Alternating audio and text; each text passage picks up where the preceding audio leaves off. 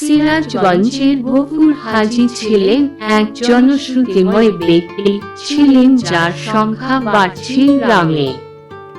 তার ভাতিজা রাজীবের বিয়ে হয়েছিল একটি মিষ্টি মেয়ের সঙ্গে, যার নাম ছিল জুলেখা খাতুন। তবে কিছুর মাঝে রাজীব দেখল যে জুলেখার সঙ্গে কারো সম্পর্ক রয়েছে, যা তাকে হতাশ করছিল। গফুর হাজী সিরাজগঞ্জের একজন ব্যক্তি হিসেবে পরিচিত ছিল। তার সম্পর্কে গ্রামের সবাই জানত যে সে একজন শয়তান, ভণ্ড এবং লুচ্চা ধরনের লোক। গফুর হাজীর আসল চরিত্র ছিল একদম অসৎ, এবং তিনি সবসময় সুন্দরী মেয়েদের খারাপ নজরে দেখতেন।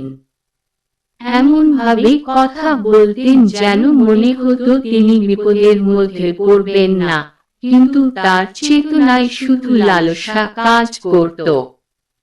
তিনি গোপনে অন্য এবং নারী সম্পর্কীয় বিষয় নিয়ে চিন্তা করতেন। গফুর হাজী ভাবতেন যে তার ধন দৌলত ও প্রভাবের কারণে কেউ তার বিরুদ্ধে কথা বলবে না।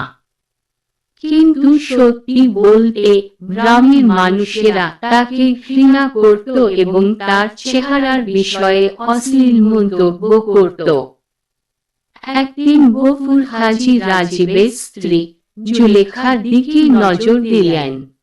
জুলেখা ছিল সুন্দরী ও মেধাবী, এবং সে সকলের প্রিয়। গফুর হাজী তার দুর্বলতার সুযোগ নিয়ে ভাবতে লাগল কিভাবে সে জুলেখার কাছাকাছি যেতে পারে।